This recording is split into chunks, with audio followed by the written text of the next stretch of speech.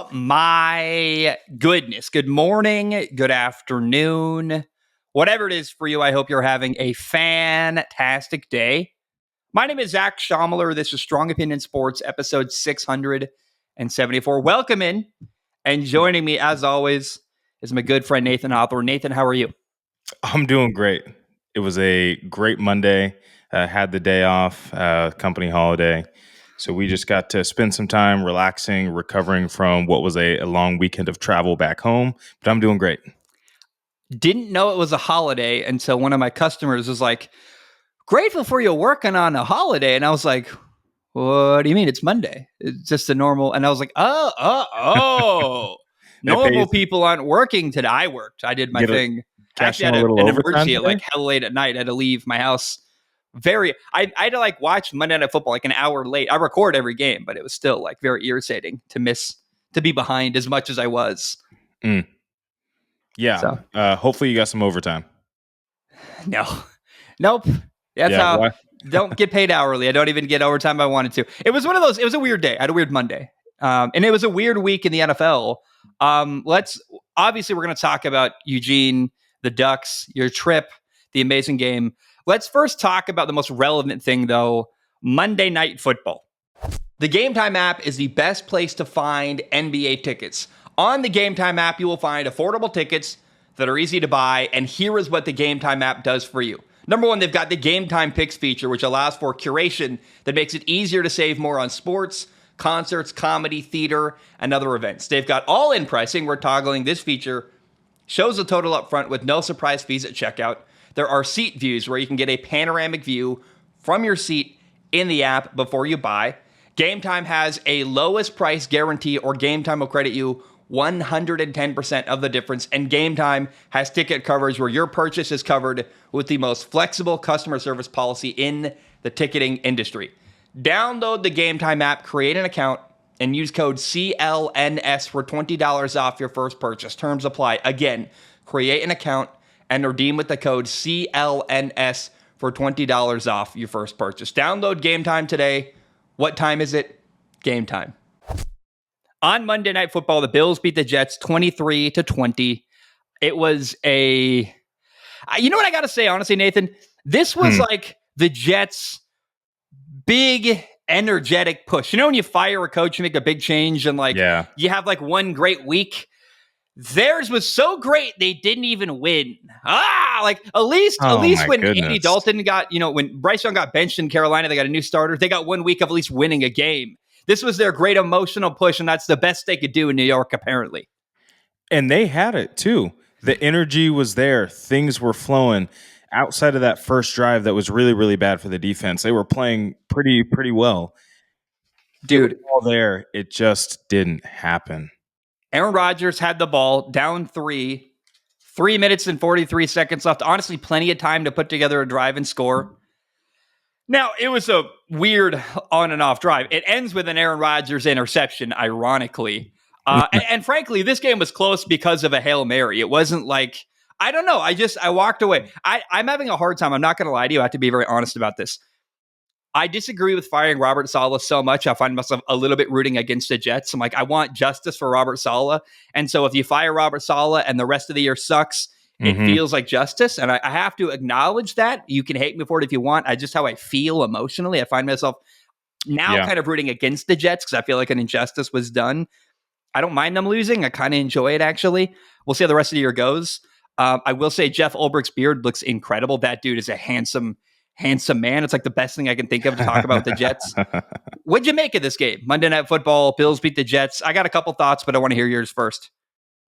I don't want to be the penalties guy, but I think we can all agree, especially in that second half, the penalties were just far too much. And that really takes away the momentum, the flow, the feel of the game when every time there's a big play, it was either getting called back or it was offsetting penalties. It was the craziest thing I had ever seen in a Monday Night Football game. And in the grand scheme of things, I think we saw two teams that were, putting their best on, the best that they could, but neither team I don't think is super spectacular, but the Bills just made one more play than the Jets did. And if we're being honest, the Jets kind of shot themselves in the foot here.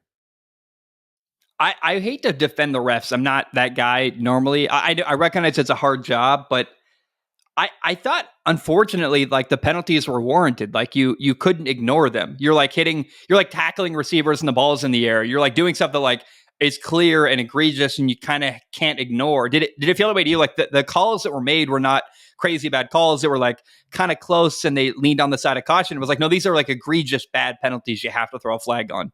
I think two of those pass interference ones were, but on a few others, I think the part that was frustrating was just the lack of consistency. There were a few others that maybe could have been called that weren't. And then to me, the roughing the passer penalties were the worst. The one on Aaron, by the book of dropping the weight, sure, maybe. And then the one with Kinlaw late, definitely not a pass interference in my eyes. Maybe they're saying he went high. That's really, really frustrating to see when these teams are, battling it out. And again, the Jets, to me, shot themselves in the foot here. You score a touchdown, it's called back by holding, which I didn't really think was holding. I don't think that really affected the play. You follow that up with what? A holding call? Or no, after the holding call, you don't get in the end zone. Garrett Wilson kind of gets popped there. Okay, let's get out of this with 3 points. And then you miss the field goal. And then you drive down again and you miss the field goal. And then obviously you have the interception. It's just, there were opportunities for, one, the Bills to pull away with this game, and two, for the Jets to take control and kind of win the game, even if it's just by half of a possession. But I don't want to say I feel optimistic for both teams, but let's be honest, this Jets offense looked more dynamic. Garrett Wilson wasn't just running fades up the sideline waiting for Aaron Rodgers to throw it back shoulder. He was crossing over the middle. Same with Allen Lazard. There were attempts to include Mike Williams, including on that final interception that didn't really work out.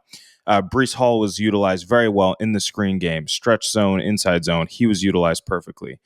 So a lot of positive things for this New York Jets offense. On the flip side for the Bills, I mean, Josh Allen is just so special, right? His ability to escape sack after sack. He escaped a safety as well and then chucked it downfield to Ray Davis. And let's tip the cap to Ray Davis as well. His big opportunity. They gave Ty Johnson the start, right?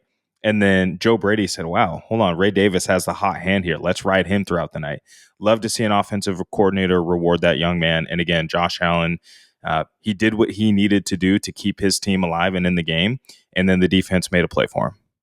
Yeah, Ray Davis, the leading receiver, actually, ironically, for Buffalo. 3 catches, 55 yards, really? as well as, yeah, wow. I know. And then 20 carries for 97 yards. And he's a cool story. Guy who was just, I can't regurgitate the story as well as I told on Monday Night Football, but you hear about his childhood, you're like, oh my gosh. Like, at one point, he gave up, like, he like separated from his siblings so they could have a place to live. And it's just like the maturity on a kid that young to then go to college and do well and play in the NFL. I mean, you hear the story, like the emotional story from Ray Davis. You're like, oh my gosh, what a guy. That's crazy. Yeah, so awesome. I'm going to be honest. I don't love when they do that kind of stuff on broadcast. No, I don't either. I know that they want to highlight, again, just the journey for him to get here and then to play as well as he did in the moment. You love that. But also, like, let my guy be. It's kind of like the whole draft night story where, so-and-so's, family, insert tragic thing. It's just not necessarily want to hear on the broadcast. I totally understand they're building a story that they want you to fall in love with him. And I think we all would have, regardless of how this night ended, right? Or how they explained it on broadcast, but not a fan of when they do that. What's that legendary clip? It was so out of pocket. They're like, he was unwanted on this night, and he was also unwanted. He was like 11. It's like he was like, yeah. Like, what are we doing, man? I don't know. I don't know the context of that clip. I don't remember. I've just seen that clip too many times. I don't remember how to quote it exactly, but it's that same energy. You're like, all right, wow. Totally. I'm curious what you make of Aaron Rodgers. Like he played really, I thought, better. Yeah. I thought he was a couple plays away. Like I would argue he was kind of lucky tonight. You got the Hail Mary touchdown. It's not a design. I mean, it's a great throw. I guess there's a reason he's more successful than other people at Hail Marys. Like more often than not, his Hail Marys end up in the end zone, which I watched a couple of Hail Marys this week in college in the NFL. I'm like, they're not even getting near the end zone. You're like, well, okay, at least he gets a receiver a chance every time. So the Hail Mary felt kind of lucky. They also had that tuck rule fumble where, like, I'm sorry. That was close. I mean, like, technically the arm is going forward, I guess. So, like, by rule, you got to call it a forward pass. But he was trying to that's a fumble. Like he was not throwing the football on that play. He was trying to tuck the ball and hold it, and it came out of his hand. Yeah. Kind of, I mean, like, I guess by rule, you think back to Tom Brady and the Raiders, like that's technically a fumble. But I thought Aaron kind of escaped lucky tonight and still lost. Yeah, I don't know if he escaped lucky. I mean, you're always going to have those plays in a game, right, where you just quite get it away. There was a play for Josh Allen where there may or may not have been a receiver in the area, but a guy was maybe close enough and could have been intentional grounding on any other night or any other refereeing crew. So those kinds of things are going to happen. Again, that Jets offense really just shot themselves on the foot on those big momentum drives where they have opportunities to score. Just come away with points minimum, right? And then again, looking at Aaron Rodgers, man, he fit some balls into some tight windows. I remember the ball to Allen Lazard over the middle. He just throws it right by the safety or the sinking linebacker's hip. It was incredible. And that's the thing. The arm talent's there. The part that gets me is the Bills are not a team that sends pressure. But for the last 3 games, including this one, we've seen teams dial up the blitz because Aaron Rodgers is lacking in that mobility. And that Jets offensive line and that pass protection isn't great. I think they did better today, especially in the run game, but they still struggle in the grand scheme of passing, right? And if you attack Aaron Rodgers, you get him off his spot. He's not as young and nimble as he used to be, and it really creates problems. And I know that he only technically had 3 sacks, but 3 sacks is a lot for one game, plus all the other hurries, and he's taken shot after shot. So if we're going to point at something, I'm not sure it's A-Rod, almost 300 yards and 2 touchdowns. Yes, he had the bad pick, but you got to fight for something, right?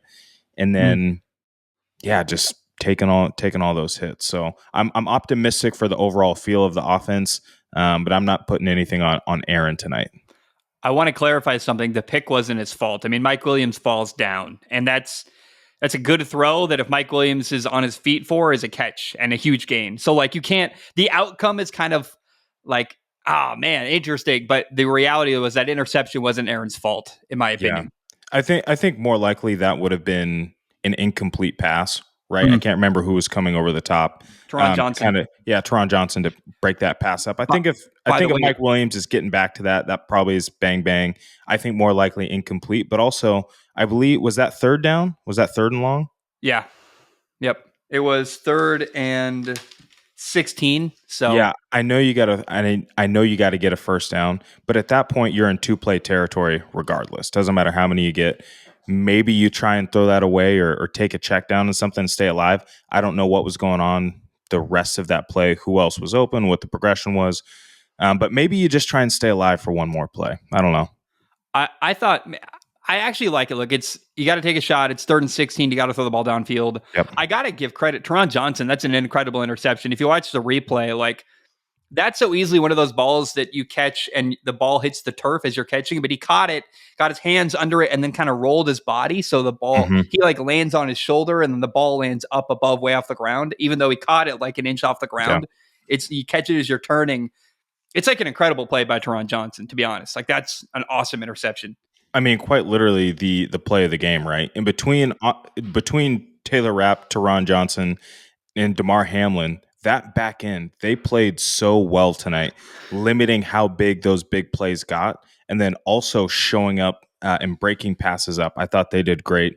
Again, Sean McDermott tipped the cap for doing what he can with his team, kept him in the game. Josh Allen kept him in the game, and I thought that for all the hate that I've given the Buffalo Bills, they did what they needed to do to win tonight as a capable football team.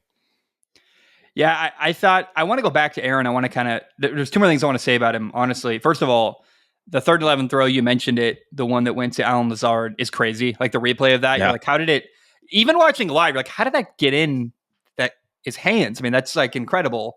And then, the other throw, the early touchdown to Garrett Wilson, where he's stepping up, he's moving to his left, and then he scans right, and he throws on the run back into the end zone right. And it's you watch a replay, it's inches from a defender's hands. A defender's hands are closing as the ball goes right past him. I mean, I think people don't understand the margins in the NFL, how close and tight everything is and how fast everything is. I'd love to watch the replay of that play from basically the pylons or something where you see right at eye level how fast and quick everything is. Cause that's one of those plays you're like, oh my gosh, man, bang, bang, bang, touchdown. You're like, whoa. Also, what a great catch by Garrett Wilson in the back of the end zone. Yeah. And the first cat, he's so good. And I think that he looked like he was running freer and happier. He feels good getting himself out in space versus trying to play the one-on-one matchup game. So I'm excited for what I saw from this offense. I don't necessarily want to go down the Saleh rabbit hole, but I think if Saleh was still there and they changed the play caller, I think the Jets more than likely have a win tonight. I'm not saying that Ulbrich was over his skis at all. That was not the case. Again, they missed opportunities, including field goals. I just think the continuity of having Saleh there, you switch up the play caller, I think you probably have a better result tonight. It's hard to say this or that, woulda, shoulda, coulda, but I do think that they win this football game if Robert Saleh is the head coach.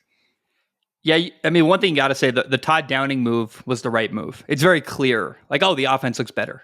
They're doing more creative things. There's more motion. There's all kinds of different routes being run by different receivers. It's a huge needed change, in my opinion.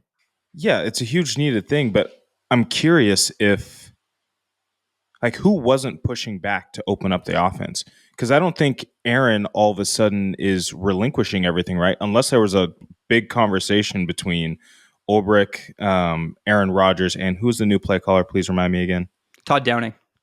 Unless there was a conversation about, hey, Aaron, you need to relinquish some of your power here to get us on the right track. I don't know how these offenses looked so different. You can only imagine, right? I mean, we'll never know, but the conversations that were being had leading up to Robert Saleh getting fired, there's a lot we don't know. That I know we don't want to go too far down the rabbit hole, but it's like, man, I just have so many questions about how that all went down. And frankly, sympathy for Robert Saleh. I think you're right. I think one thing, Jeff Ulbrich is in a tough spot because he's calling there were a couple times where he's calling the play because he's still the defensive coordinator calling plays and trying to be head coach. It's a lot of responsibility. You're like, they had a couple issues with substitutions, a little things here and there, like the way the game was managed by the head coach. And it's like, well, he's got a lot on his plate, man. You kind of, Also, Jeff Ulbrich has said before, like, I don't want to be a head coach. And now sorry, when you fire your friend Robert Saleh, they make you head coach. You can't really say no, but it's like, I don't know that he wants that role. It's a weird situation all around, in my opinion. Yeah, very weird situation. Also kind of strange thing to say. I didn't know Jeff had said that before. Yeah, he'd made it clear, like, he doesn't, it's not something he wants. It's clear that Nat Hackett was the problem. And I think the next question is, and we don't have to go too much on this, is where does Robert Saleh go? I mean, I got to ask before we even do that. Do you think he watched tonight? Like when I got fired as an offensive coordinator, definitely. I didn't pay attention to. I didn't go to the game or anything. But like, if it was on TV, I would have watched it. It's hard to not like. I wonder. He's either one extreme or the other. Is he like in a cabin in Greenland, just having a vacation far away, or is he like watching with his family? And I don't know how he feels. Is he rooting for his guys? Is he hoping that the team that fires him fails? Is it a bit of both? Is this kind of a perfect outcome where they play well, the people he likes do well, but they still lose? Like, I don't know. Yeah. I wonder, like, I'm so curious how Robert Saleh feels about what's going on and what went on tonight. I think he was watching, and the kind of guy that he strikes me is he's sitting there. He's like, come on, Jeff, dial it up. Oh, come on, great call, Jeff. I like that. Or, Jeff, what are you doing? Come on, we should have been in nickel there, or we should have sent up. You know what I mean? I feel like that's how he watches the game because he is a lover of football. I could see him being bitter a little bit. But again, I don't think this was a coup against him by the locker room and everybody. No. I think it was just an emotional owner. It was an emotional owner, perhaps an emotional quarterback. Again, it was well documented they didn't get along. But I'd like to think that he still has a lot of friends in that organization and that he was rooting for his guys. That's how I see Robert Saleh. Yeah, you can only, I just, it's like Game of Thrones. Like what really happened here? I want to say this, and I was actually just watching this before the show, or watching that Game of Thrones. Really? I was finishing up some laundry, and anyways, I'm going to bring up an old criticism of Aaron. It's been, I haven't talked about this part of Aaron Rodgers for a long time. I've intentionally turned my brain off and tried to ignore it. Tonight, in particular, all of the body language, all of the grimaces, the disgusted looks after a drop by Breece Hall in the flat, or a bad route, or a drop, or a receiver falling. I just think it lands poorly. Man, he gets away with it. He's Aaron stinking Rodgers, multiple-time MVP, Super Bowl winning quarterback. The truth is he can do whatever he wants. He's a Hall of Famer. Yeah. I don't like it. I really don't like all the disgusted looks, the chidey. It's just, that's not how I want to lead. And I watched Jaden Daniels in Washington, for example, clapping, elevating people. When someone has a mistake, he's not like happy about it, but he's not glaring at the guy. It's more of a, an encouraging, like, come on, we got to be better than that. Right. I think there's a way to go about that. And I don't think Aaron does it the way I would like from my leader, my star quarterback. Am I off base there? No, you're he not. Does whatever he wants. It's an old criticism, honestly, but I just don't, especially tonight, given the context, I hate that stuff. It's a lot of eye rolling. It's a lot of he's not saying, "Hey, let's go. We're better than this." He's saying, "Come on. Gosh, aren't we better than this? Are you guys serious?" Right? That is, to me, not a good look and not something you want from your leader. And you're not wrong. This has been a criticism. And when things are great, Aaron's got the smiles. He's got the charisma. Everybody loves him. But when things aren't great, he's got the eye roll. He's got the snap. He's staring people down out of frustration. And even Troy Aikman had to stop himself on that Breece Hall drop. He's like, oh, man, you can see that look of he was about to say disgust. And he was like, you can see that, some of the frustration from Aaron, and kind of gave him a softball way out. But yeah, you can't have a look of disgust like that. And it's just the first quarter, man. You can have a little bit of disappointment and you can get on your guy about it, but it's repeated, and every time you're hit and every time you're sacked. And I know it's not fun to be, but you got to pop up and be there for your boys and say, hey, all right, we got the next one. We got the next one. But if you're constantly just being, I don't know how else to say it, a dickhead, nobody wants to play for you. I talk about Molly too much. I acknowledge that. People get all mad at me.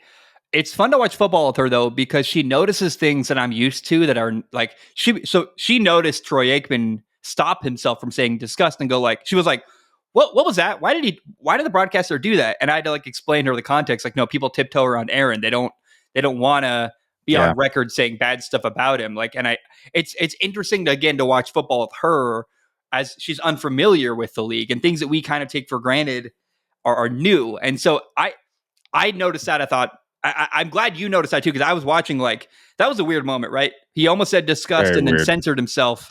It's like people don't want to, they just don't want to, they beat around the bush and don't want to challenge him or say the wrong thing around him. It's fascinating to me how people handle and manage Aaron. Yeah, and I think maybe disgust it might be like a taboo taboo word in the world of broadcasting. Maybe that's something you just don't want to say. But yeah, let's be real. It's not great. Not a great look. I want to give a shout out to Josh Allen. I thought he played outstanding tonight. 19 for 25 passing, 215 yards, 2 touchdowns. Had his moments, but I think what's really, I think, worth noting about Josh Allen is that he does stuff that if you were a coach talking to a high schooler, you would say, never, ever do that.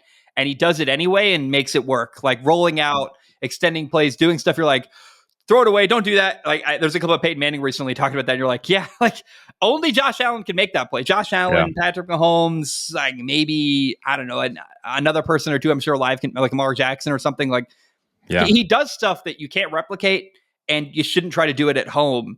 And he pulls it off. He's kind of like Superman. And I thought in a huge key moment tonight, he was the difference. I mean, his couple plays that were like Superman on top of the defense, like 8 passes defended. That's a lot. They had a lot of pass breakups by that defensive secondary in Buffalo. But Josh Allen also made a lot of big time plays in and out of the pocket that are really noteworthy to me. Yeah, and although that second half they really didn't get much going at all, a couple of 3-and-outs, a missed field goal, all before that last field goal that ultimately won them the football game. Within those kind of drives and moments, he was able to do just enough to, whether that's take a couple of extra seconds off or make it tougher on the defense or force a penalty. He just does those things, and including the final drive on the 3rd down where he just takes it himself and ices the game, slides down, game over. That's just the kind of stuff he can do. Again, we already talked about the safety that he avoided, a number of other sacks that he just wiggled his way out of. And I'm sitting there with my fiance and I'm like, God, he just gets out of everything. And that's why you pay him the big bucks. Please go get Davante Adams or somebody, and then this team could be serious, you know? Dude, I hadn't even considered them a contender for Davante Adams. That's a really fascinating idea. Josh Allen and Davante. I don't know. I'd never even considered them as a team in the market for that. And Yeah, I'm not sure the Raiders would do it. The Raiders to me strike me as a team that doesn't want to make anybody better out of this. They might send him to the Browns or send him somewhere where he's not going to find a lot of success out of bitterness, but they're not sending him to any top contenders. And that's probably where he wants to go, right? He wants to go to the Jets to play with Aaron. He wants to go to New Orleans to play with, I guess, Spencer Rattler now, maybe.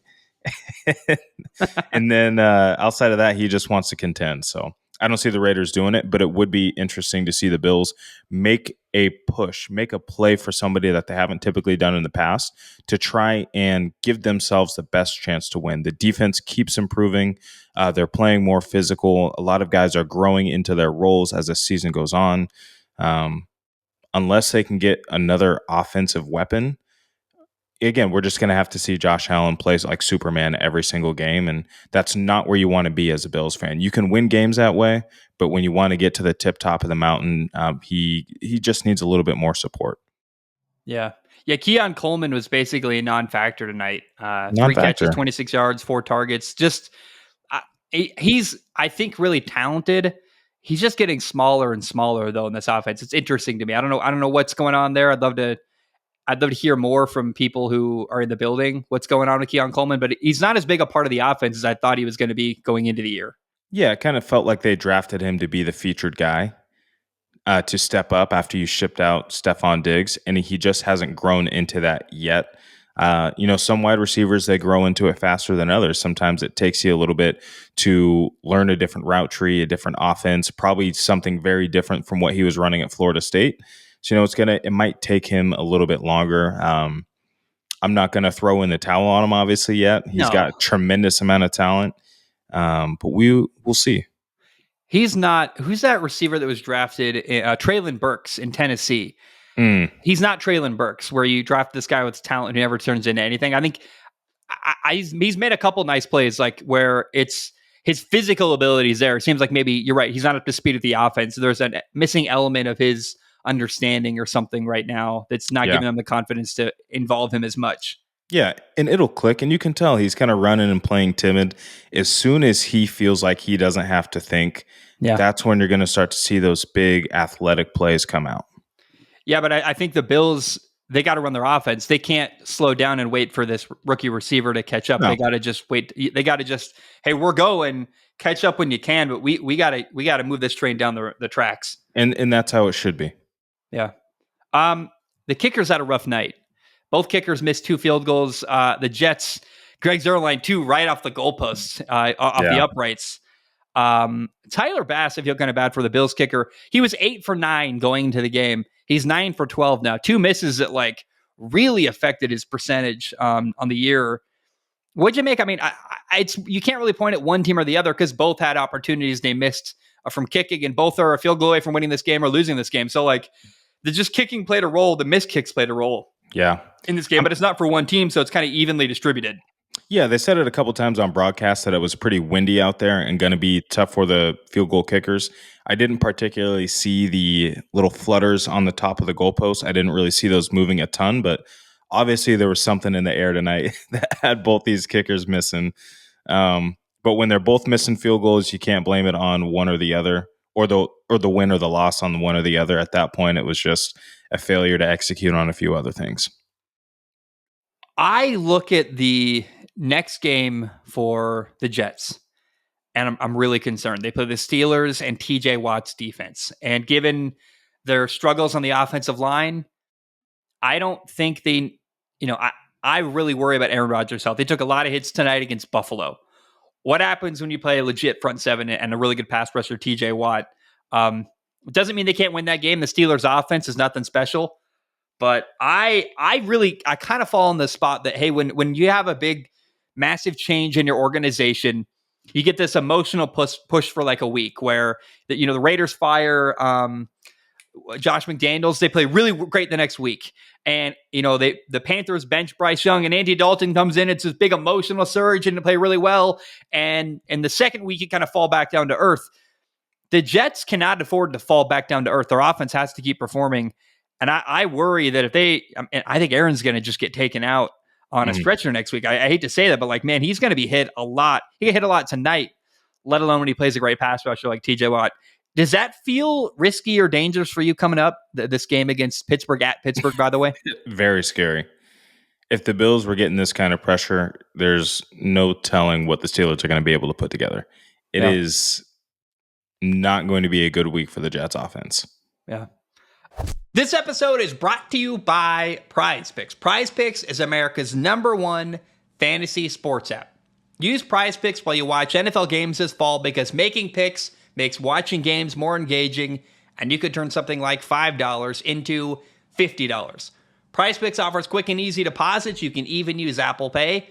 So put your skills to the test in daily fantasy. Go to prizepicks.com/CLNS and use code CLNS for a first deposit match up to $100.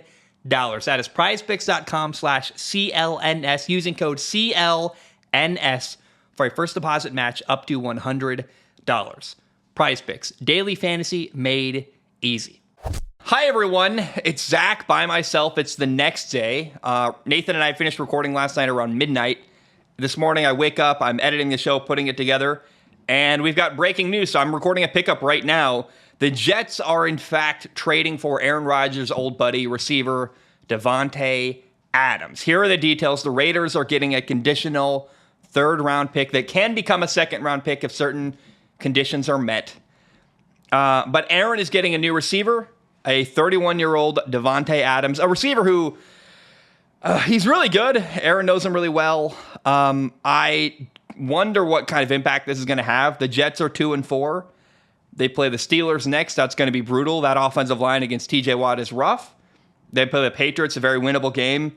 And then they follow that up with Houston 3 games from now. I look at the Jets' schedule. They're 2-4 now. I think 2-4 very easily turns into 3-6 down the road, even with Davante Adams. I don't know what kind of impact he's going to make immediately. Here's what I'll say. It better work because Aaron Rodgers is getting whatever he wants in New York. And I think this raises the pressure even more. I like Davante Adams. I think he fits really well with Aaron. They've played together before. It's a veteran receiver. But I will say this. Just because Davante Adams is a veteran receiver does not mean he's going to be a good fit with Aaron. We saw Aaron throw an interception last night at the end of Monday Night Football. And his explanation for the interception was, hey, Mike Williams, my veteran wide receiver, by the way, ran to the wrong spot. He talked about this red line. I'm throwing no look to the red line. I go to throw there. Mike Williams isn't there, so I try to throw an adjustment. I don't know why you say that publicly. I'm very unimpressed with Aaron Rodgers as a leader. I think that's the kind of thing you keep in house. Why call out your receiver and throw him under the bus is how kind of I view it. Maybe that's a tactic to push the general manager and ownership to trade for Davante Adams, saying, look, I need my guy. I need Davante. I don't know. I really, at this point, at 2-4, I think, again, a 3-6 start is kind of where we're headed for the Jets unless things really rapidly change. This feels really, really risky. You're investing in a 31-year-old wide receiver who, I guess, are we going to see Aaron Rodgers next year in the Jets is kind of my question, because this year already feels lost. We can try to save it if you want. We'll see what happens. But at 2-4, probably 3-6, the year is going to be over. I don't know how you recover from that. And so this trade maybe is more about next year. I know that's not how the Jets view it. The Jets are trying to resurrect their season, do everything they can to get back in a winning spot, make a playoff push this year. I will say, I just personally find it very annoying. You never see Aaron take accountability. I'm the kind of person who I try to take accountability even when necessarily I shouldn't. Now, that's not always perfect either. There's a balance there. But I try to always look inward and take extreme accountability for my shortcomings. Aaron never seems to do that. No one ever seems to push for that. I find that as a leader, you have to be the kind of person to take accountability more than anyone else. You wear the brunt of the blame. That's how it works. When everyone looks to you and you're the leader, you got to respond. I think his body language sucks. In the media, he throws people under the bus. Not a big believer in Aaron Rodgers and the Jets the rest of the year here on out. We'll see what kind of difference Davante Adams makes. Let's acknowledge it. The trade happened. very interesting, but I don't know that it makes a huge impact for the rest of their season. I think the season is kind of lost for the Jets, and we'll see if that prediction rings true. I mean, there's time for them to change course, absolutely, but you're 2-4. I think headed to 3-6. I am kind of unmoved in my position. Adding Davante Adams, great. Okay, another great receiver for Aaron Rodgers to complain about. It's basically kind of how it feels. We'll see. We'll see what happens. I'm not very optimistic. Obviously, next week we'll talk to Nathan, get his opinion. But I personally, this doesn't move the needle very much for me as far as my opinion of the Jets and their hopes the rest of the year. I think the year is kind of lost, and maybe this can change it. I'm not optimistic about that. All right, we're back for one more pickup, the second one of the day. I promise, even if another crazy trade happens, I'm not going to record another little brief segment. We got to cut the show at some point. This is the final thing I'm going to add today. I guess before I get into the other trade that happened, by the way, I saw the clip of Davante Adams on Pat McAfee's show with Aaron Rodgers. I got to say, I like that. I thought that was fun. I thought that was cool. I actually retweeted. I very rarely use Twitter. I retweeted good friend of the show, Marcus Whitman. He said that's really fun. I like that moment, too. I thought that was cool. I also have had time to kind of sit on it for a little bit. I still don't think Davante Adams makes a huge impact on the Jets' overall record this year. I do think they start the year 3-6. However, I think you got to acknowledge it's very clear. Like, no matter what Aaron Rodgers tells you, he's pulling the strings there. He's got a lot more control than he will admit. I don't know how you look at the Jets anyway other than that. After the Davante Adams trade, you get Robert Saleh outed. You bring in Davante Adams. It's like, come on, what are we doing here? We're pretending you don't have a lot of power there. Obviously, you got a lot of input. They're listening to you. Now, the breaking news, the second thing we got to talk about, and the reason why I'm recording a second pickup today is because Amari Cooper has been traded from the Cleveland Browns to the Buffalo Bills, and it's a massive, massive deal in my opinion. I think this is a way more impactful move than Davante Adams going to the Jets. I know they played last night. I know the Bills and Jets looked fairly evenly matched in that game. I think this makes a difference a little bit more.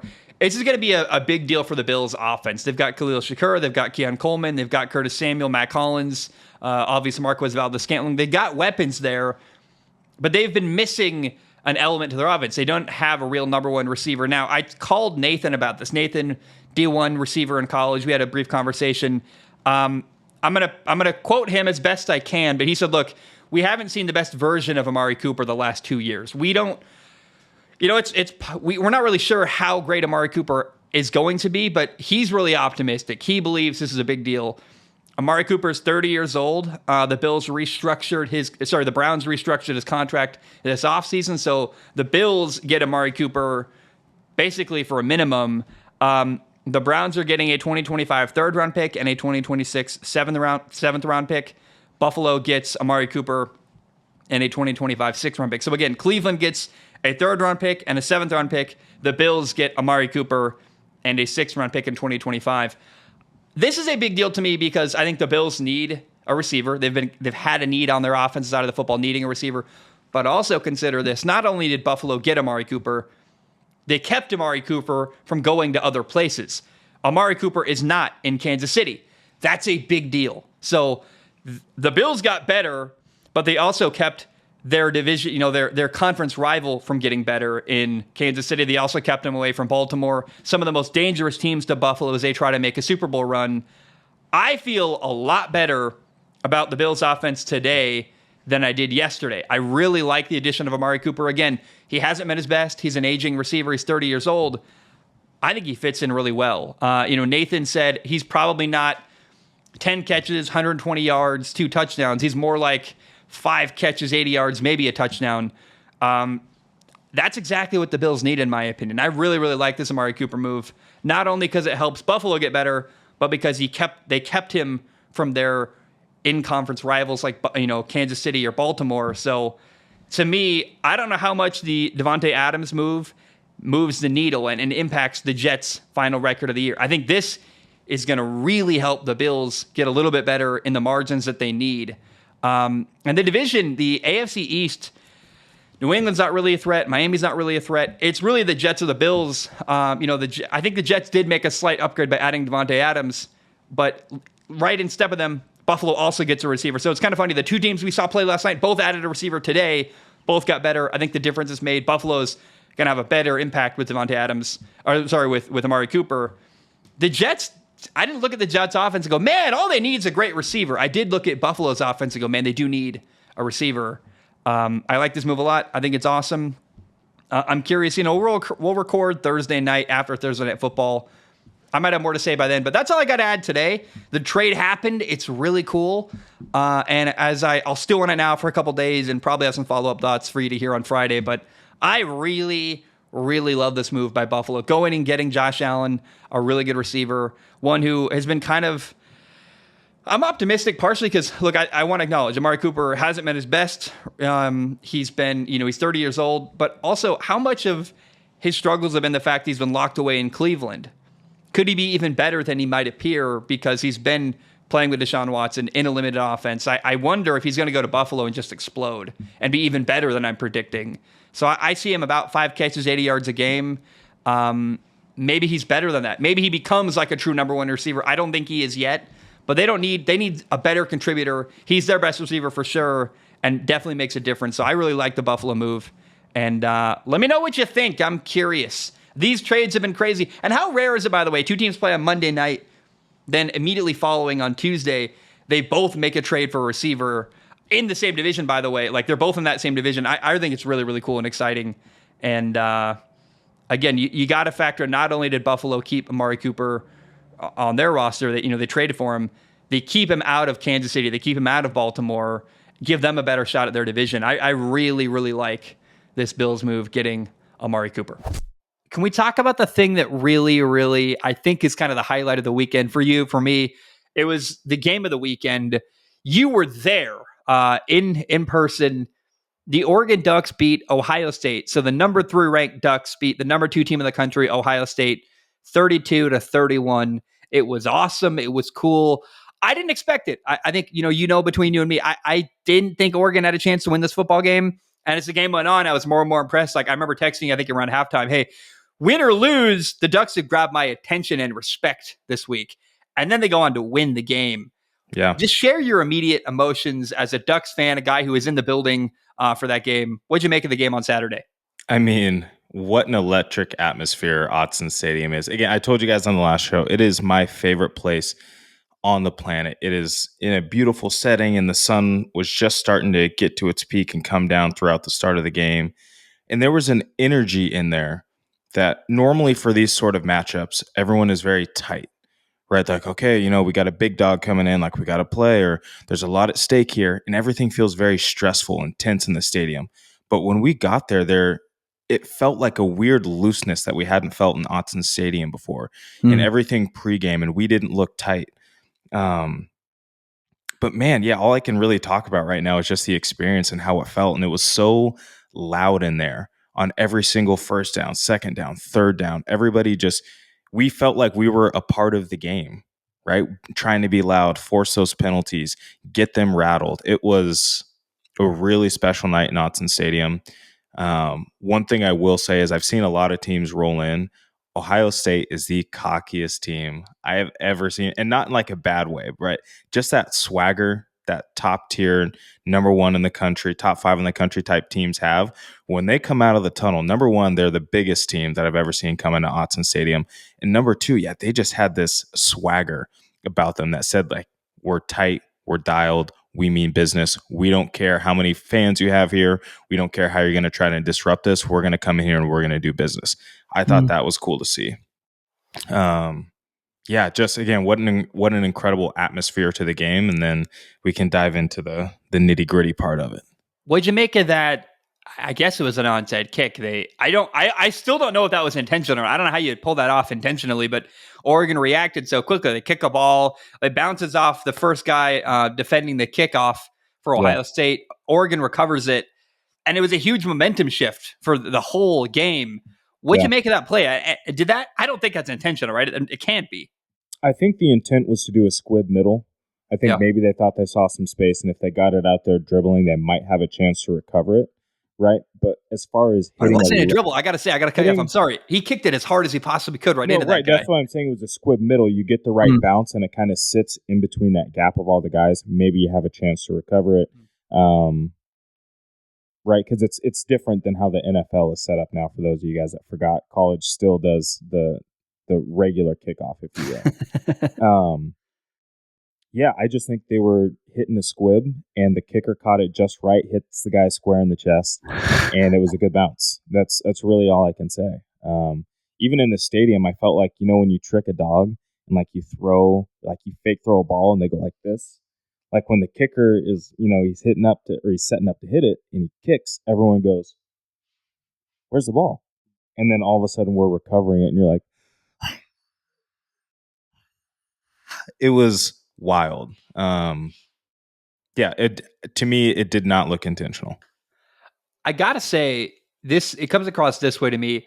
The best players in Eugene on the Ducks roster, I thought outperformed the best players on Ohio State's roster. Dylan Gabriel, more passing yards, for example. Both running backs, the 1 and 2 back with the Ducks uniform, had more rushing yards than the 1 and 2 backs in Ohio State.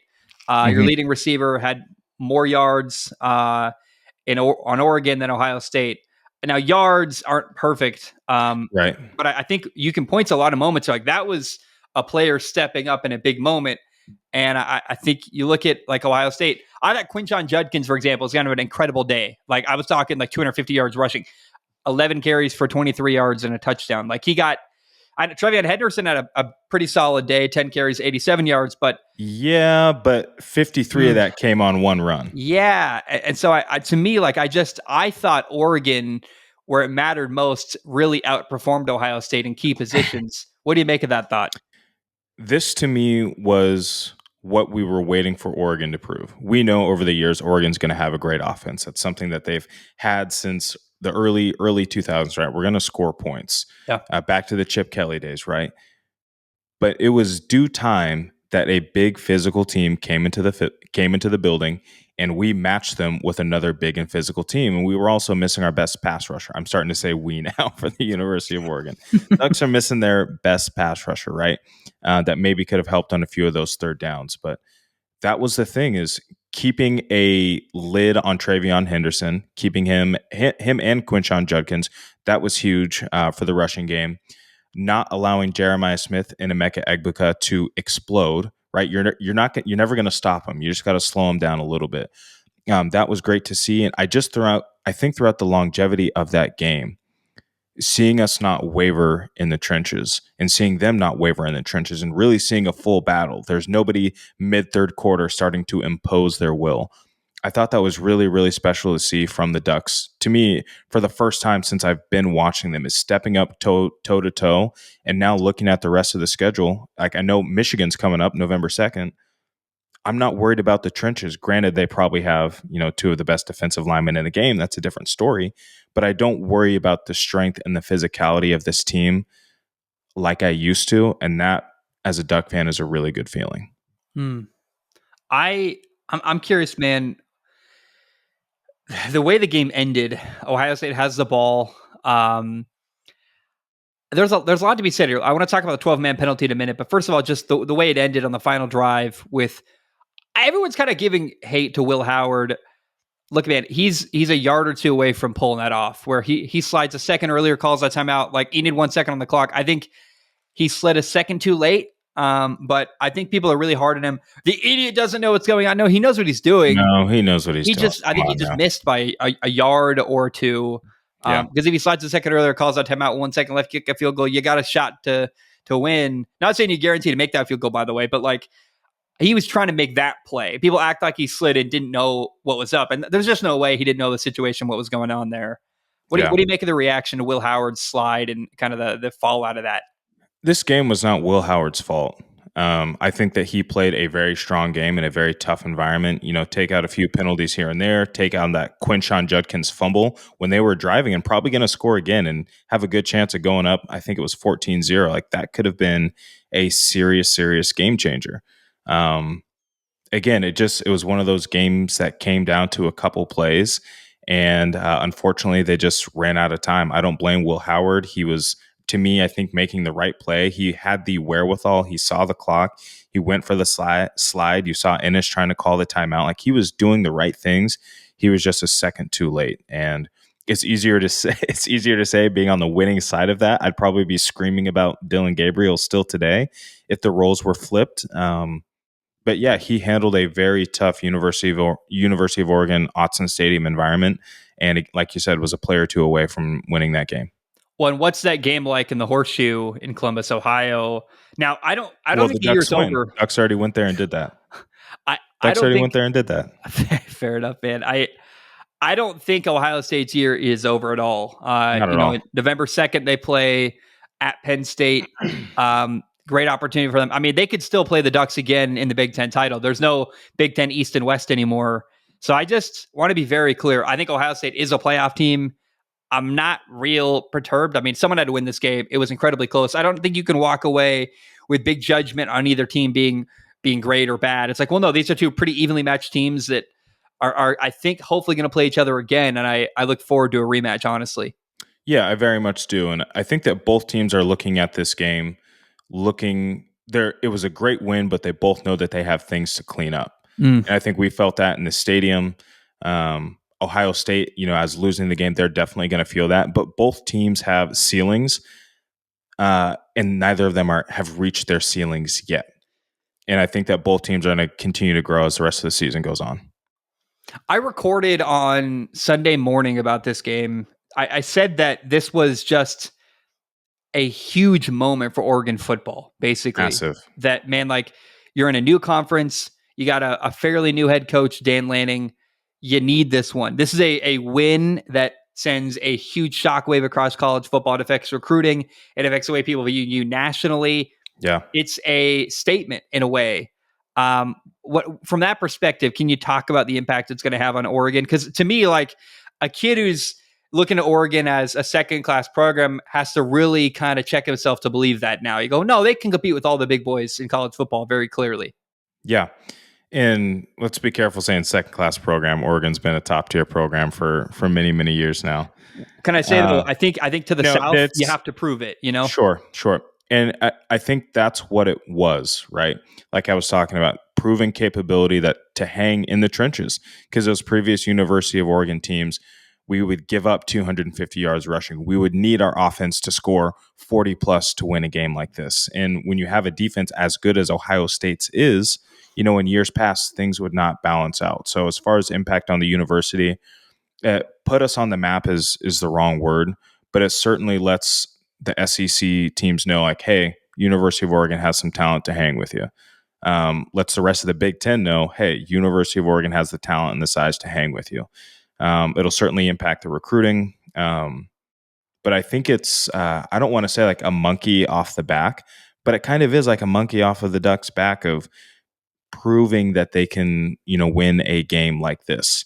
You think about last year losing to the University of Washington twice, that second time they were expected to blow UW out.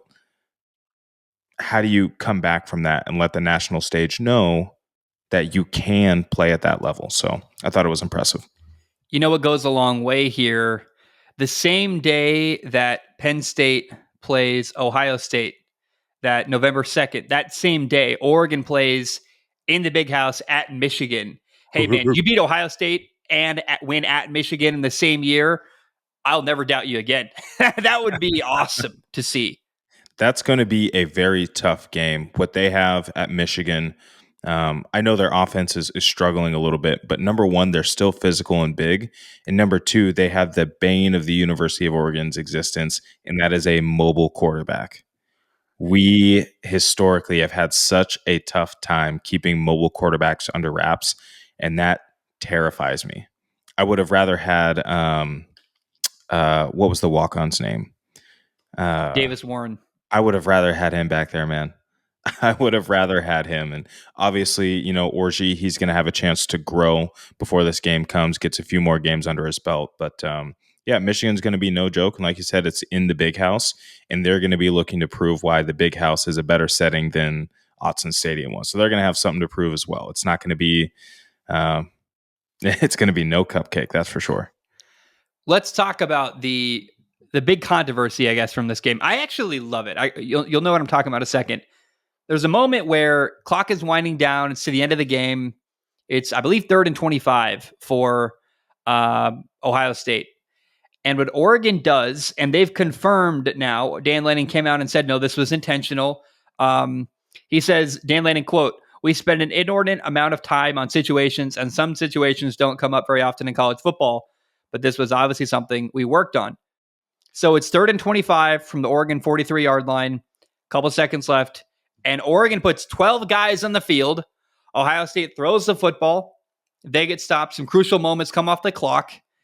And because it's a live ball penalty, the time comes off the clock. Even though they give up 5 yards to Ohio State, it's still a crucial couple seconds that come off the clock, and you don't get penalized for that. Time doesn't get added. I think this is a genius understanding and interpretation of the rules. It's kind of almost Bill Belichick-like to go, yeah, very hey, much man, so. This rule exists. If you don't like it, take it out, but we're going to exploit it. I think it's actually kind of genius. It's like, hey, this is really, you found a loophole and a smart way to beat you. All's fair if it's in the rule book. I don't mind it. People are calling them cheaters, calling it out. I'm like, I like that. That's a really smart, intentional move. What do you make of that? The gamesmanship, maybe, by Dan Lanning. Yeah, I think it's smart. It's something that I would have never thought was intentional in my wildest dream. And in the stadium, in the moment, everyone's like, dude, you've got to be kidding me. I don't think anybody in the stadium registered that was intentional, because every sort of penalty, because you think about that play before where Ohio State gets the offensive pass interference with Jeremiah Smith pushing off. So we push him back. And then that next play, we're like, oh my gosh, we just gave him another free 5 yards. That's closer, blah, blah, blah, without thinking about the fact that we didn't give up a big play and we only gave up 5 yards based on the penalty, and that time still ticked down. So genius play. Got to tip the cap to the team who was thinking of that in the timeout. I think they did a great job of not making it look obvious that it was 12 men on the field, right? Because if you're Will Howard, you're like, oh, like they don't know who's substituting. They might not know what defense they're in. If I snap the ball, I might be able to make this big play right now. And obviously that wasn't the case. Now, you could lie about that, I guess. I think they're telling the truth when they say it was intentional. You watch the way it played out. Right before the ball is snapped, I believe Dante Manning's the name, walks out onto the field before the ball snaps. So like he intentionally said, all right, go out there now. Right. If you do it too early, it's alerted to the ball doesn't get snapped, it's double. So like you have to time it right to get the play. Yeah. You see guys like, I watched Ole Miss LSU. You see guys fall into the ground. You get a little signal, you go fall to the ground and fake an injury.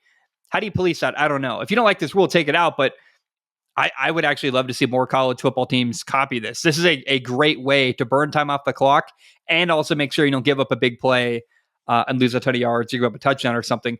It's kind of genius to me. I would actually recommend, until they get rid of this rule, duplicate this all day long. Yeah, if the rule's there, break it.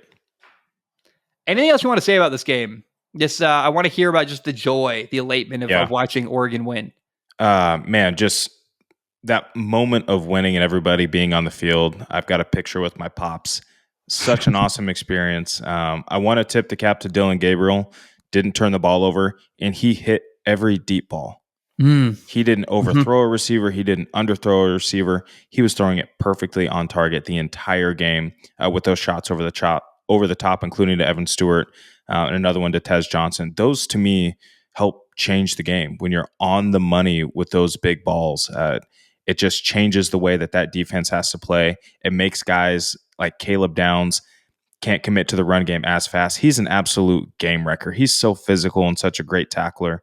So to be able to manage him, be able to manage the line of scrimmage as a whole and produce a 100-yard rusher in Jordan James, a lot of really, really positive things. And I know that people are starting to say Ohio State, the next time they'll beat them by multiple scores. I just don't think that's going to be the case. I think that both of these teams, again, are going to continue to get better, and you're going to have likely another instant classic. What do you say to the criticism that, hey, Oregon played their best game, Ohio State didn't? Like Ohio State left something out there. I don't really agree with that. I know Quinshon Judkins had a fumble. Yeah. But Oregon missed a field goal. They had that extra point, kind of snafu or what was, and they missed a field goal. And then I can't remember what happened. They had some issue. No, they did. They did have an extra point snafu where the ball was snapped badly. The ball was like dropped on the snap. So it's not like Oregon played a perfect game. I think Oregon did outperform Ohio State, but I don't. Yeah. I've heard the criticism. Well, Oregon had their best game and barely won. Ohio State played badly and lost. What happens when Ohio State has a great game next time? What do you say to that criticism? I don't think it was a perfect game for either team. And again, like you said, there was the missed extra point. There was chasing it with the 2-point conversion on the next drive. There's the fumble by Quinshon Judkins, where we have an opportunity to snag some momentum. And I can't remember what exactly it was, but there was a weird play. I think Dylan Gabriel almost lost the snap, and then we went into the next play. We went into this weird trick play, and then all of a sudden we were punting. It's like we just got the ball back with some serious momentum, and then now we're punting just a couple of plays later. Things weren't perfect for, like I said, for either team. I think that, again, Oregon just made a couple plays more. Do you want to shift gears now? I got something I'm curious to hear your take about. Yeah, absolutely. This isn't in our notes, but Utah star quarterback Cam Rising out for the year. He's gonna. I'm over it. He could theoretically get an 8th year of eligibility. Do they want him back? Like it's such a weird situation. I truthfully don't know why they haven't put in more effort to move on from Cam Rising. Dude's never healthy, number one. And then number two, even when he was healthy, he wasn't a fantastic thrower of the football. I know this from having watched him in the Pac-10. He would kill us with his legs and extending plays. The bane of the University of Oregon, quarterbacks who extend plays. I don't know. I'm just not too interested in whether or not, he comes back. He doesn't have to play Oregon on a regular basis anymore now that he's in the Big 12. I am uninterested in whatever his story is. It's kind of weird. Kyle Whittingham said, we feel like the quarterback position is stable. We just don't have Cam. And they'll decide at a later date any future developments concerning his collegiate eligibility. Sounds like they don't really want him back. It's kind of funny. Like they like him, they respect him, but they're like, we're kind of done, dude. We're ready to move on from you. Over it. Absolutely over it. Did you watch the Detroit Lions game this weekend? Oh, did I watch the Detroit Lions game? How much did you enjoy watching the Dallas Cowboys lose to Detroit? Detroit beat Dallas 47-9. It is, oh my God. I love watching the Cowboys lose football games. I'm not going to lie to you. And given my prediction for their season, this feels good. A lot of Cowboys fans got so mad at me when I said they weren't very good. Watching them get their butts kicked was kind of fun for me. What'd you make of this game? 47-9, Detroit beats Dallas. In Dallas, by the way. On Jerry Jones' birthday, even further to add insult to injury. The better team won the football game. That's the only way to say it. They're a better roster, better coached offensively. I wouldn't say better coached defensively, but obviously Dallas didn't put up much of a fight defensively. Just the better team won. And I think that I can't remember what the line was. I think it might have only been like 3.5 points or something. I can't remember what the line was, and it might have been worse than that. So please don't kill me in the comments. But any notion that this game was going to be close was simply so that people would tune in and watch the football game prior to it starting. Again, they were better defensively, better offensively than the Cowboys were. And that's just it. And they came out and they embarrassed them. The Lions borderline looked like the Chiefs, right? You got tackles out playing wide receiver. You're running a hook and ladder to your left tackle, Penei Sewell. Love it. They waited for the perfect moment to really put all of their effort and energy into ruining the Cowboys. Like that's really what it felt like. I don't know why it was personal, but it felt personal the way that they wanted to go out there and embarrass the Cowboys. So again, the better team won. I don't want to do too much Cowboys hate here. The sky's not falling over there. They're still good enough to beat, middling teams. So they still have a chance to win their division. The better team won. Here's a question from Philip on Patreon. He says, "Hey, Zach, question from a Detroit fan. With Aiden Hutchinson going down with a broken tibia against the Cowboys, which was a glorious time to watch overall with what happened last year. And Kyle Peko. I was wondering, what were your thoughts about what the Lions should do without their best defensive player? Should they trade for defensive end for the rest of the year? Should they just hope that one of their backups can take a spot and be somewhat productive? I think if they are wanting to win the Super Bowl, then they need to get pressure on an opposing quarterback, and it would be smart to start looking to see if they can find a veteran defensive end to help their defensive line. Always excited to hear from you. Hashtag Go Lions. Should they make a move at the trade deadline? I think the Lions have a shot at a Super Bowl, and I kind of agree. It reminds me of when, like the Rams a couple of years ago were getting ready for their Super Bowl run, and they just stockpiled everything they possibly could. I think if you're the Lions, you go all in at the trade deadline and go get a player or two, whatever you can do to help your team win a Super Bowl. I don't know what that looks like. I don't know who's available. I've seen like Max Crosby. I've seen that thrown around. Yeah. There's no way the Raiders would trade Max Crosby. I don't think, but I mean, we'll see if it happens. I would move heaven and earth to get Max Crosby if you could. And then in the future, what if you ever saw Max Crosby and Aiden Hutchinson playing together? That'd be unbelievable. What do you think you do if you're the Detroit Lions right now? I think that I think that the Detroit Lions absolutely have to make a move for a pass rusher or somebody on their defensive line. I'm looking at this right here. Aiden Hutchinson out. Broderick Martin on the IR. John Kaminsky on the IR. Nate Lynn on the IR. Kyle Peko, they also lost him last night for the season with a season-ending pectoral injury. Marcus Davenport, who they picked up in free agency, he's down. David Bada already on IR. Like, they are down tremendously bad on that defensive line. And like you said, if they want to win the Super Bowl this year, we saw the Seahawks put up points on them. Like, this defense is still vulnerable, and without somebody to be a closer as a pass rusher, when you do get that 2-score lead, it's going to be tough to close out games. So I would love to see them make a move for a pass rusher. I'm not sure who's available. I'm not sure what picks that they have, and maybe what kind of things they can do to finesse somebody. But it would be really cool to see them say, hey, we got to go all in. Like, Ben Johnson's going to be gone. You're going to have to start paying a few more guys a little bit more money here soon. And Aiden Hutchinson, like, this is probably going to be a 10+ month recovery. We don't know what he's going to, if he's even going to be ready for next season. So you got to start thinking about that too. Yeah. Broken tibia. The video is horrifying. If you watch, gosh. It's like, oh, I actually do have the stomach to watch that stuff. Don't call me a psychopath. I just, I don't know. I'm interested in working in the medical field. I'm just like, I think I could handle that world. But I even watching was like, that's pretty rough, dude. Yeah. Here's a name. I only say this name because it feels like a place that the Raiders might send him. What about the receiver? I know they don't need a receiver. Could you send him from the Raiders to Detroit? Send Davante Adams? Yeah. I know they don't need him. I know they need defensive help, but don't even mess up the flow of that offense. That offense is a fine-tuned, well-oiled machine. And if you bring in a wide receiver one like Davante Adams, who demands the ball and demands the targets, you are messing all the mojo up. You say that now, but what if someone gets hurt? What if one of their guys gets hurt and then you are short of, like, it's working now, but can you sustain an injury to Amon-Ra St. Brown or between Khalif Raymond, Allen Robinson, and Tim Patrick? Absolutely. And then Jahmyr Gibbs, all you do is slide him into a little bit more receiving options.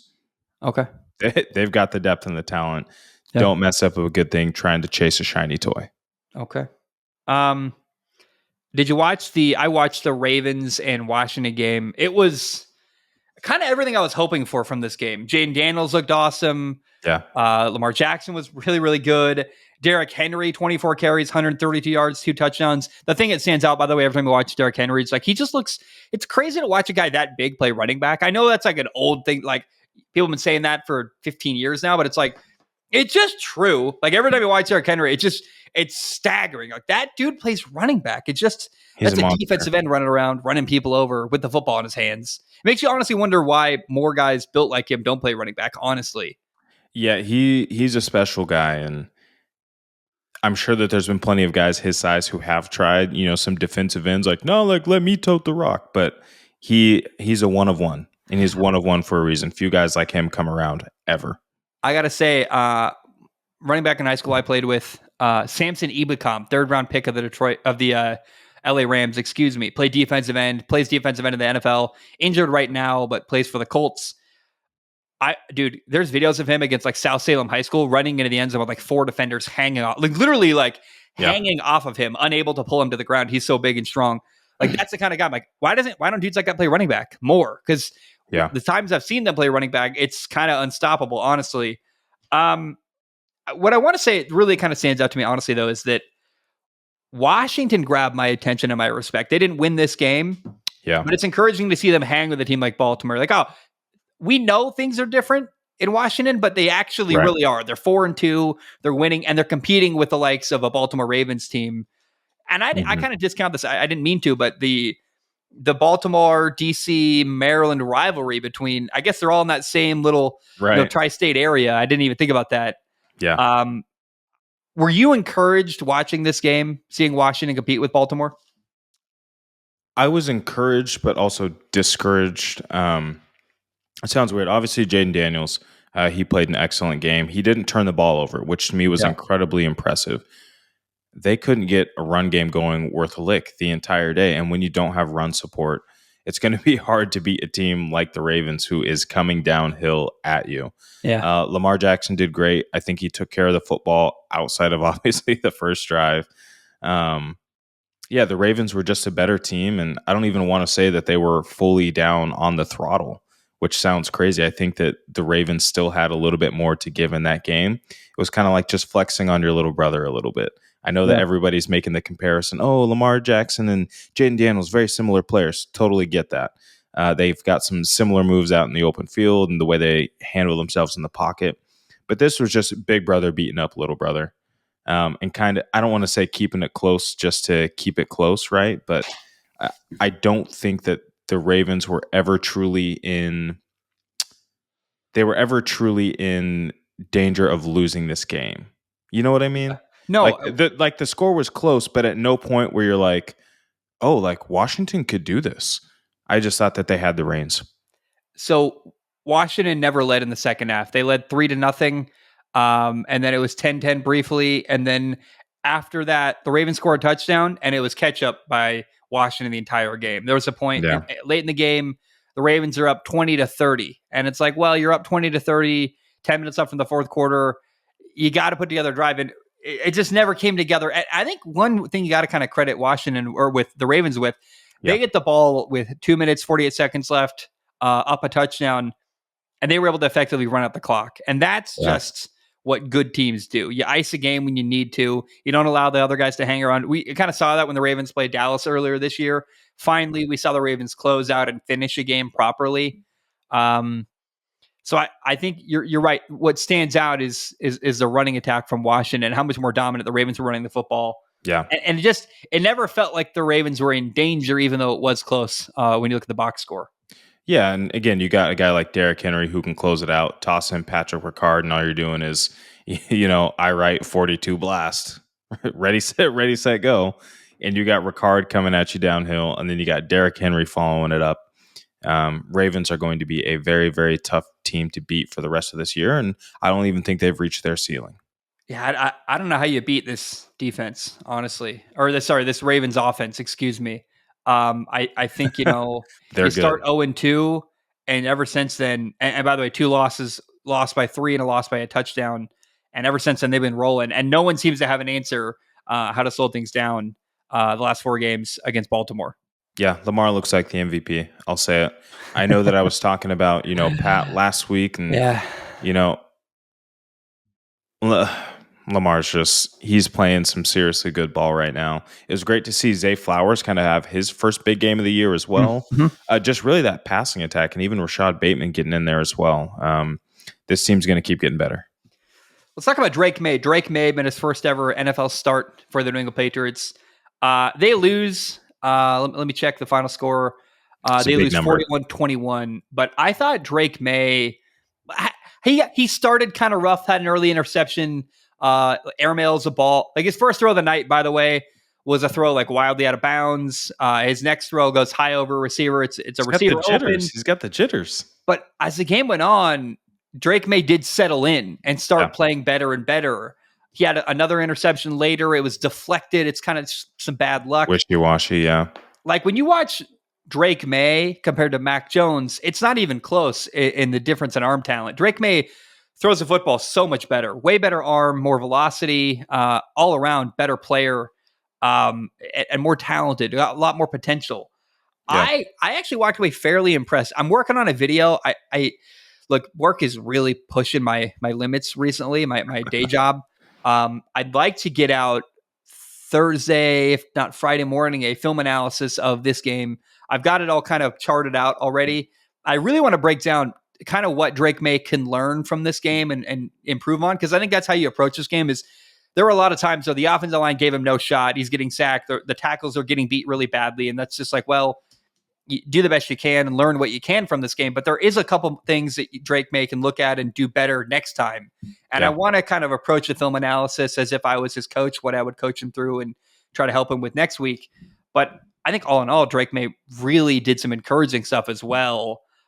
He had a touchdown where he beat a blitz, hangs in the pocket, throws a crosser to Amari Douglas, goes for a long 35-yard touchdown. Like, there were some really good things that Drake Maye did in this game that I know the final score, they lose by 20, but if you're a Patriots fan, I think you walk away going, oh, yeah, we got our guy. This is surprisingly good, all things considered. Yeah. I was very impressed with how he looked. Drawing Houston for your first NFL start's not easy, right? They're a good defense who's starting to play better. Yeah, certainly better than Pittsburgh. But you threw for 3 touchdowns in your first NFL start. I know you had 2 interceptions. One of them, a little bit unlucky. I know you had a fumble. You're going to learn to watch your backside and have a little bit more ball security as you mature. But I think all in all, what was great to see was him push the ball down the field without fear. He made some great throws. He airmailed some throws. And that was kind of Drake Maye, right? He has the big arm, not always 1,000% accurate, but can still make those throws to wow you. So I think if you're the Patriots, you feel really, really good about the space that Drake Maye has to grow. You just pray and hope that you can get some offensive line talent and some receiving talent around him. Yeah, there's a couple times his eyes are coming down where it's like, hey, you got to stay in the pocket. He's looking to run, or he's got to slide within the pocket rather than take off. Although, in fairness to him, like, Houston's winning with a 4-man rush. There were times where they have 6 guys blocking 4, and they still couldn't protect Drake Maye. And like, you can't operate an offense if you can't block 4 guys with 6. No, and I think they said this at the start of the broadcast too. This was New England's 6th different O-line combination to start or for the year. And this is your 6th game. Yeah. So there is 0 continuity up front. And that showed, right? Drake Maye was their leading rusher at 38 yards. Can't win games that way. I don't think we expected them to beat the Texans anyway.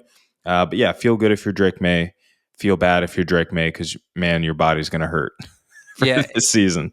Multiple, turnovers by Drake Maye led to points and even touchdowns by Houston. Even when I felt pretty bad, his right tackle, like, both tackles got beat pretty badly multiple times. Where like, you catch the snap, you take your drop, and you've already got a guy all over you.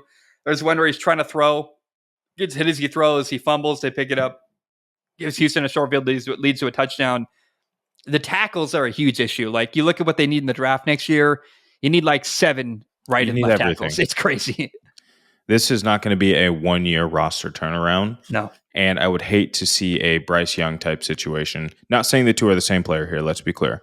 I would hate to see a Bryce Young type situation where the roster is so bad around you that Drake Maye starts to lose confidence. And then you follow that up, you try and do a few more things, but that confidence is already gone. I would hate to see that for him, and I hope that that's not the case. I'm actually pretty confident. I think Alex Van Pelt, the Patriots offensive coordinator, he gets a lot of flack. I think the offense looked better with Drake Maye and had, there's more potential. Drake Maye has got things to learn. Certainly he's not a veteran quarterback like Jacoby Brissett is, but I think the offense has got potential to score more points with Drake Maye. Absolutely. Than it did with Jacoby Brissett. And I actually don't hate the situations that Alex Van Pelt was putting him in. I think a lot of the play calls were good. Some of them are, you're just screwed. It's like, well, your right tackle can't do anything. It's like, that's not really the play call. That's just a bad right tackle. But I actually was kind of encouraged. Hey, Alex Van Pelt, the offensive coordinator, gets a lot of hate. And I've been kind of hearing the chatter and watching it. I'm like, oh no, he's fine. He's actually putting the team in positions to succeed more often than not. Yeah. They're pushing the ball downfield with Drake Maye. Yep. He has the capability to do that. But he was more mobile than I thought. He was kind of moving around. He had some wiggle. He got out of some situations, picked up a couple first downs. So good to see. And again, a tough draw for your first NFL start, but generally feel really good about the potential that he has. I also thought, for a receiving core that we've kind of belabored is not very talented, Demario Douglas, Kayshon Boutte, JaMychal Hasty, Jalen Polk, honestly, I thought what looked like a limitation going into the year, with Drake Maye, suddenly they look more explosive. You hit a big pass over the top. You have a really, really nice throw to I just said his name. Boutte? Yeah, Kayshon Boutte. Yeah. Boutte out of LSU, who at one point was like a preseason All-American. People thought he was going to be an incredible player. They kind of get him later in the draft or a sixth-round pick. Who he's turned into an awesome player. I think with potential to keep getting better in New England. I just thought watching this game live, I'm like, you know what? This receiving core doesn't look as limited as I thought. Is that Drake Maye? Is that the play? Like, what's going on here? But there's some good stuff going on, and I think given how much better they look with Drake Maye at quarterback, throwing over the top, I think you just got to focus on the offensive line in the draft and let guys like Kayshon Boutte's a player who, again, in college, there were times where you're like, this is another Justin Jefferson, we're like, this guy's got it at LSU. He didn't ever develop into that, but there's definitely potential and talent there. I'm destroying his name. I keep saying it wrong, but I think Kayshon Boutte can play, honestly. And I'm kind of hopeful that he can develop into a bigger role player in New England. Yeah, a good offense and a good quarterback can make any receiver look better. And I think all of these guys are benefiting from having Drake Maye back there. I mean, even just look at the Carolina Panthers, right? Just having Andy Dalton back there has made it better for the wide receivers. If you look at the Indianapolis Colts, just having Joe Flacco has made it better for the wide receivers. Now, that may not be translating to wins, but you're seeing more production. Yeah. Can we do a little fun segment? I've got a couple things I want to run by you. I love fun. I want to hear your reaction to these statements, and we'll kind of talk through them. It's a couple teams and their records and whether they align with our expectations or not. Let's talk it. So the Jaguars are 1-5. What do you make of that? What's the status of the Jaguars? I think it's doomsday. You're probably going to fire the head coach. What do you make of the Jaguars being 1-5? It's doomsday. I thought that as soon as they landed back in the United States that Doug Peterson was going to be fired. But then I remembered that they're in London for another game. So you can't really do that. They got to fire him after this week when they get back. That's right. They play back-to-back weekends. Back-to-back weekends in London, right? So he's got to know it's coming, right? I am so shocked. I thought that the Jaguars, on paper, were going to be a team to fight for the AFC South division. That has not been the case. Again, I'm going to keep moving the goalposts for Trevor Lawrence. I do not think it is his fault. I think he has the stink of this organization on him. The defense is playing poorly. The offense, to me, is still just lacking in creativity and opportunity creation for its key playmakers. There's a little bit of health problems on both sides of the football. Something's got to change, and to me, it's the head coach. We just talked about Drake Maye and the Patriots. I think there's a shot the Patriots win with the first game with Drake Maye at quarterback against Jacksonville in London next weekend. That's how bad the Jaguars look. It's possible. The only way I think the Jaguars probably win this game is they've already been there. They're not going to be jet lagged. They're maybe a little bit more in some rhythm here, and their backs are going to be against a wall. So we'll see. Anytime a team's got the back against the wall, can't count them out. Maybe more problematic if the Jaguars, who are already in London, should be acclimated. If they lose to rookie quarterback and Drake Maye, I think heads are going to roll and explode in Jacksonville. Heads are going to roll. The Arizona Cardinals are 2-4. They played really tough week one. They played Buffalo. They kind of challenged them, hung with them. Going into the year, my expectations are super low. Cardinals fans got super mad at me, and yet here we are at 2-4. What do you make the Cardinals start to the year? I think it's right about where we thought they would be. Yeah. They haven't really gotten embarrassed, in my opinion. But we knew that they were going to Washington, 42-14. Yeah, you know what? You're right. I take that back. We knew that they were going to be a tough out. There's going to be games where They make things more challenging. There's enough talent in a few places and enough talent at quarterback for them to challenge players in games. We know Gannon has the defense playing good assignment football. They're just not talented enough. Their roster isn't deep enough on either side of the football to make up for any sort of deficiencies they may have on either side of the football. So while they might be a tough out and they might give you a little bit of a test and a fight, this is probably where they're going to be, and they'll catch some teams off guard like we've talked about. But 2-4 makes sense for this team. Even 3-3 would have made sense, right? A couple plays away from being 3-3, so they're just going to be feisty. Yeah, I mean, you lose by 7 to Detroit. It's not like they're awful, but what I will say, Kyler Murray, he every year has a couple moments where there's some fool's gold going on. You know, against the Rams, he was 17 for 21 passing, 266 yards, 3 touchdowns. Looks incredible. And everyone goes, "Oh, the Arizona Cardinals have arrived. They're going to figure it out." It's like, whoa, pump the brakes. Mm-hmm. This is not the first time Kyler Murray's come out, had an incredible game, and wowed everyone, made them think the narrative is changing in Arizona, and they fall back down to earth in the coming weeks. Next time Kyler Murray has an incredible game, remember, he does that occasionally. It just hasn't consistently stuck in Arizona with Kyler Murray. Yeah, it hasn't consistently stuck. It hasn't lasted throughout an entire season. Not a knock on Kyler. Just the rest of that team's not talented enough. They've got some good weapons in a lot of different places. Yeah. But yeah, they don't have enough talent top to bottom. I want to be clear because I guess I could see how that would be interpreted as a shot at Kyler Murray. What I'm saying there is, hey, next time he goes off, he's a good quarterback. I think he's pretty solid. Just it shouldn't change the entire expectations for the Arizona Cardinals season. Every year it seems like that happens. He's got a really good game and people go, "Oh my gosh." It's like, no. Just stay measured, stay tempered. He's got to prove it. It's the next time he's got a great game, don't overreact the way people did after, week 2. Correct. I mean, both quarterbacks, Jordan Love and Kyler Murray, completed 22 passes. Yeah. One just happened to throw for 4 touchdowns, the other one for 1. Houston's 5-1. I'm not surprised. I think they're a Super Bowl contender. What do you make of the Houston Texans at 5-1? I'm not surprised that they're 5-1, but I felt like it's been really ugly how they got there. I think this last week was the first game where I felt like they were in total control from start to finish and really finished the game strong. But I've seen them shoot themselves in the foot a lot. And that's the only thing that's concerned me about this team. And I don't know whether it's maturity or lack of attention to detail, but whether that's penalties from Tunsil a couple weeks ago, false starts and holdings that were able to pull the team backwards, miscues on offense, this defense that on paper should be much, much better than it is with that addition of Danielle Hunter. If I'm nitpicking, it hasn't looked super clean, and maybe that's a very good thing, right? You've still got things to harp on and still got things to learn and grow from, but I haven't been overtly impressed with this Houston team and been like, oh, they're a top contender.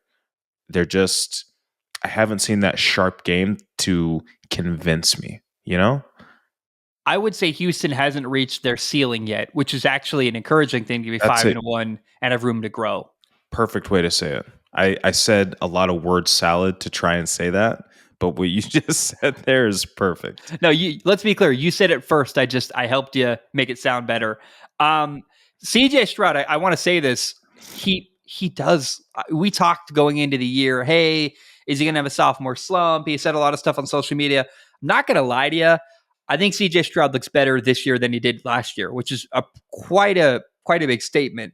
Yeah. He looks really good, man. He makes it look effortless. He makes some throws. It's so silly, but he had an out route to Stephon Diggs a little bit late in the progression against New England. He kind of just flips it out wide, like way downfield on an out route. And you're like, that's a crazy throw. Like that, he makes it look so easy that we kind of take him for granted how talented of a football thrower that CJ Stroud is. His arm's unbelievable. And I think, again, it's so smooth and he makes it look so easy. We almost don't appreciate quite how gifted of a thrower he is. Yeah, absolutely. He makes throws that, few other quarterbacks in the league can make. He does it with accuracy. He does it on a consistent basis. He does it on the move, and that's special. The highlight this last week to me was having Joe Mixon back in the football game. Yeah. Run the damn ball, baby. Produce a 100-yard rusher, only on 13 carries. Incredibly efficient. Great to see. But man, I was talking about that last week. They need him to help control the football game, and that certainly paid off this week. And I look forward to seeing that happen throughout the course of this year for them. The Browns are 1-5. The Cleveland Browns are 1-5. What do you make of that? I'm shocked. This is a team that, to me, I expected them to be in the playoffs, borderline undefeated right now, right?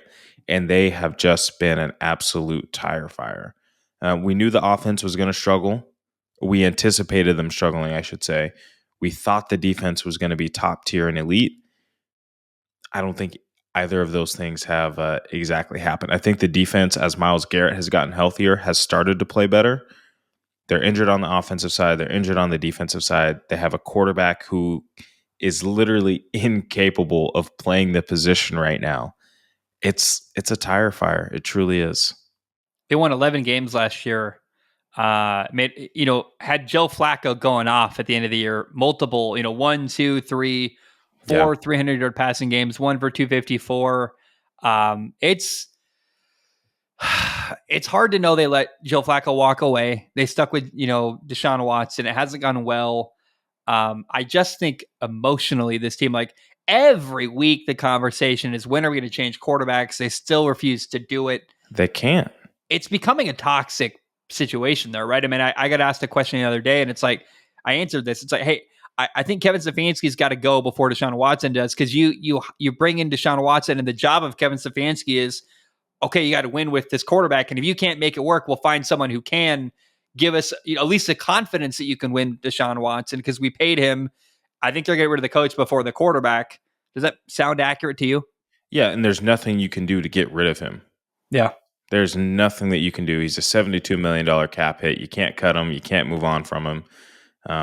You can try and start Jameis, but the problems that would cause in the locker room, knowing that you have a guy that you are paying millions and millions and millions of dollars to be on your roster, and he's not starting, that makes the GM look bad. That makes the owner look bad. Like, from an optics standpoint, it's a lose-lose situation right now.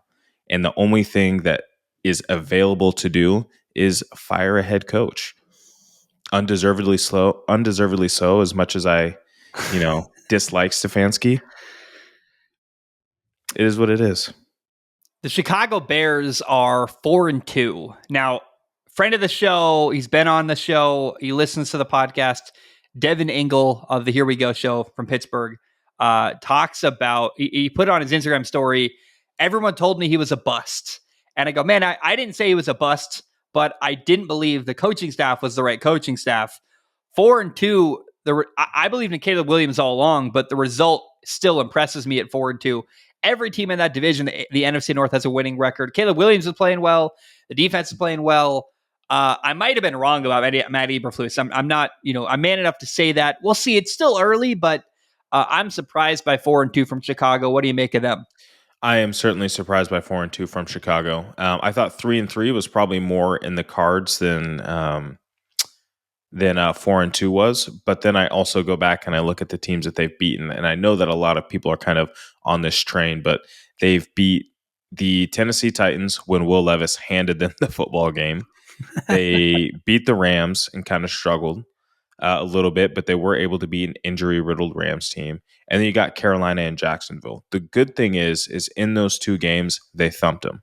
Yeah. And they were able to find a rhythm, find a flow, figure out, how to use DeAndre Swift. Even though it's not always perfectly in the rushing game, they figured out how to use him more uniquely in the passing game, getting the ball to Keenan Allen. He's finally healthy. DJ Moore wasn't a big highlight this week, but he's still effective. They did a lot of really, really good things to make me feel good about the future of the team. Because had these of games, even if they won these games and they were close, I would feel much differently about it. But the fact that they showed up, they played dominant on defense, they played dominant on offense, I feel good about it. And yeah, we might be right, we might be wrong on Eberflus. We're going to get a very good idea next week against Washington. 2 weeks from now. 2 weeks from now, is there a bye? Yeah, well, they got a bye, and I mean, sorry, I'm so sorry. I keep interrupting you. I apologize. No, go ahead. Washington, they play Carolina next week, and then Chicago 2 weeks from now. But okay. it couldn't be better. I wish it was next week, so they're both 4-2 going in. It's a cleaner storyline. Yeah. But they have the number 1 and number 2 pick playing each other. Both have winning records. Both are playing really well. Defense are playing well. It's actually like Washington, Chicago 2 weeks from now is an incredible matchup on paper. You're like, man, I don't know. And it's going to lead to a lot of fun conversation about which rookie quarterback is better. Like, there's so many parallels to defensive coaches with good defenses. It's just like could not be a better matchup, Washington and Chicago at this point of the year. And then looking more forward for Chicago here, after that game against Washington, you've got some, I don't want to call them layups. There's no layups in the NFL, truly. You've got Arizona and you've got New England. 2 very, very winnable games to keep stacking those wins early on, keep that confidence going. So feel good if you're Chicago. You got a quarterback who already looks better than Justin Fields ever did. Love to see it. Yeah, he had 4 touchdowns on Sunday. What if you can get to 6-3? You win 2 of the next 3 against Washington, Arizona, and New England. What if you start the year 6-3 in Chicago? How cool would that be? That'd be great, but then you play Minnesota, Detroit, and San Francisco, and then Detroit again. All of a sudden, it starts to get scary. And I don't mean that in a negative way. Chicago has a lot of time to grow in between then, but you are going in to play the big dogs of the NFL right now, who happen to all be in your division the way things are looking. The biggest point differentials, the best passing games, the best running games. You're going to run into it, and we are going to get a very, very good idea of where this team is at in Caleb Williams' rookie year. I don't know what it's going to look like, 4 or 5 weeks from now, but you're going to be tested, Chicago. Yeah, it's a gauntlet. Green Bay, Minnesota, at Detroit, at 49ers, at Minnesota, back-to-back. Then you play Detroit again.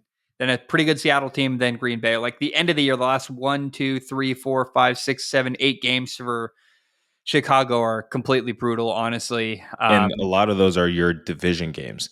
Yeah. That at the end of the day, those are the ones that matter. And I think you can look at the 4 wins Chicago has. Wouldn't be the worst thing in the world to call them kind of fool's gold. Tennessee, Rams, banged up, Carolina, and the Jaguars. Not exactly impressive victories, in my opinion. Yeah. Here's my deal. Go ahead and set yourself up for a trade with DeAndre Swift. Either you need to trade him before they play Green Bay. Write him out. I think he's going to have some big numbers. This is some fancy football advice. This is some real niche stuff here. Trade him, and what week is that? The week of November 10th. After he plays New England, likely has a good game. Dish him on your roster. Rest of the year, it's going to work. You're talking fantasy football? Yep, fantasy football tip for you guys. Yeah. I don't know. Well, I'm curious how the year plays out. I think it's going to be a rough final 8 games for Chicago, but I don't think you can hate on them too much. 4-2. You won 70 games last year. Certainly the team is better. And look, it's hard to hate on a team that's winning games they should win against bad teams. Like, you know what? That's what you're supposed to do. They've been dominant the last 2 weeks against lesser teams, and it's just hard to criticize that, in my opinion. Yeah, certainly no criticism for it. You're winning the games that you should, and you get rewarded for that, to me, as a young team with a rookie quarterback. If you're an established team and you beat the teams you should, I don't really care. But this rookie quarterback, you kind of had a shaky start. Things didn't look great. We were already calling for Eberflus's head. The ship appears to be righted. And it's not going to be a bad thing to play Green Bay, Minnesota, Detroit, San Francisco. It should be exciting to see where you truly sit, what things you need to work on, and how you need to get better for Caleb Williams to be your guy for the next 10, 11, 12 years. The Cincinnati Bengals are 2-4. Their 2 victories are over Carolina and the Giants on Sunday Night Football this week. Sunday Night Football, awful game, by the way. Couldn't have cared less. Usually I cover it. I didn't even feel like mentioning it too much. What do you make of Cincinnati at 2-4? Very surprising that they're 2-4.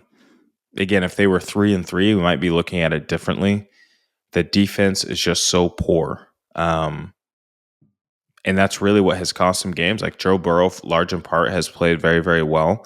Outside of Sunday Night Football, I don't think that the Bengals played well at all. But then I also think that the Giants, that defensive front that we were talking about, had an impact on that game. But yeah, the Bengals I certainly thought would have a better record than they do right now. Jets are 2-4. We kind of talked about them earlier, but I'm curious if you have anything to add. I just, is the year over, I guess, is kind of the question for the Jets. Fortunately, that was, I believe, their first division game. You haven't played the. Wait, have they played the Dolphins? I don't think they've played the Dolphins yet. Here, why don't we just go ahead and pull up their No, schedule? they haven't. They played the Patriots. They beat them 24-3, but Okay. that was their second in division game all year. Yeah, so you've only played 2 division games. You've got quite a few more. Those are the games that you're going to need to win. I don't think it's out of the realm of the possibility to beat Buffalo in that next matchup. I'm going to go ahead and write in a win for them against New England again. But then what it's going to come down to is how those games shake out with Miami. What is Miami going to look like coming out of this bye? Are they going to find a way to get higher quality quarterback play? What's the defense going to look like being so beat down? That to me is a question mark. And they might be able to sneak in to the playoffs still with wild card if they can win their division games and get the ship righted. I don't want to say the sky is falling out there, but we talked about it. This was their big momentum game, the heart, the passion, the let's turn this thing around. And you fell short. How many more blows can you take like that before people start to quit on the team? Here's a weird thought, but I'm curious, and maybe it's totally out of pocket. Correct me if I'm wrong. Probably wrong. I'm asking questions here. Aaron's made it clear part of going to New York was he liked the spotlight. He wanted to be in a big place where games mattered. I think Robert Saleh, you watch Hard Knocks last year, he's kind of a star coach. Robert Saleh was a big draw. Like, he's this big, handsome dude, looks like a movie star, got this big personality. People love him. I might be out of bounds here. Let me know if I am. Is there any bit of Aaron just doesn't like sharing the spotlight with Robert Saleh? Is that a crazy thing to ask? I don't know that it's sharing the spotlight. I think it was just not being on the same page about the spotlight. And not in terms of sharing it, but in terms of what they are saying as a couple, if you will. Like, Aaron does not feel great when Robert Saleh gets up on the podium and I don't want to say like throws subtle jabs, but talking about the excused absence or the unexcused absence that Aaron had, or, finding ways to call him out about the offense or the quarterback play or body language and attitude of the team. Like, there's these subtle shots that I felt like Saleh was taking at the podium that probably Aaron didn't take too lightly. And what that means is they weren't sitting down and talking about anything. Matt Hasselbeck was talking about it earlier this week with the whole Sean Payton, Bo Nix situation, right? Like, you got to be on the same page when you get to the podium about what you want to say about the team, the progress. And if you're not on the same page, you got to sit in the room as 2 adults and figure it out. And that didn't happen. So I don't think it was sharing the spotlight. I think it's how the two utilize the spotlight to kind of take digs at each other. That to me was a problem. Best man at his wedding was Matt LaFleur, right? So Matt LaFleur and Robert Saleh pretty close. Wait, are you serious? Yeah. Oh yeah. What? Yeah, they're like truly like really good friends. I think it's part of why Robert Saleh was comfortable bringing in Aaron is he knew him a little bit, in that, they used to do joint practices together, Jets and Packers, and Matt LaFleur and Robert Saleh pretty tight, like really, really close. And I don't know which guys, was it Robert Saleh's wedding or Matt LaFleur's wedding? Can't remember, but, and maybe it was both. They were each other's best man, but yeah, they're like really, really good friends. Is there any bit of like, maybe Robert Saleh got tired of managing the personality, or it was like, hey, Aaron has these really high expectations for everyone around him, but then he gets away with all kinds of BS. I just don't know. There's nothing productive we can really have with this conversation. We don't need to, beat a dying horse, or beat a dead horse.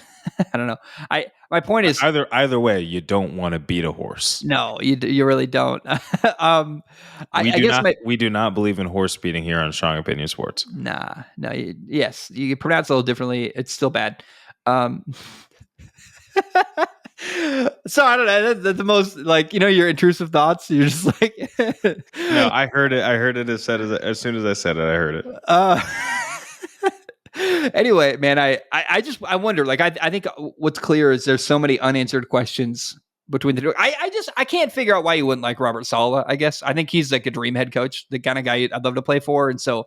But also, you look at Aaron's body language when a receiver drops a pass. He doesn't exactly handle that situation the way I would either. So I don't jive with Aaron Rodgers, the leader of the Jets. And I I don't mind watching him lose. I wouldn't mind if he struggled all year because I will always believe, no matter what he says, I don't believe him. I think you got a good guy, Robert Saleh, fired, and a coach that if you can't figure out how to like him and work with him, sorry, dude, you're the problem. Because Robert Saleh, beloved by players, awesome dude, the kind of guy I'd go to war with, very similar to a Dan Campbell type coach. Like, how can you not figure out how to work with him? How can you not get along with him? That's a you problem if you look at him and find him to be the issue, Robert Saleh. Yeah. Can we end with a Patreon question or two? I got two I'd love to read. Yeah, let's get after it. Archie writes in, says, "Hey, Zach and Nathan. I'm a current student at University of Oregon, so obviously I am biased, and I'd love to hear your thoughts on this. There's some speculation that Dan Lanning purposely put a 12th player on the field at the end of the Ohio State game to guarantee that they wouldn't have a big play, knowing that the penalty for an illegal substitution was only 5 yards and some time would tick off the clock.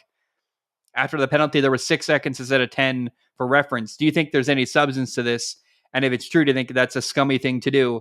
Thanks so much, man. Love the show." So obviously now it's been confirmed by Dan Lanning that was an intentional move, but I want to just reiterate, I don't find that scummy. I find it kind of some smart gamesmanship.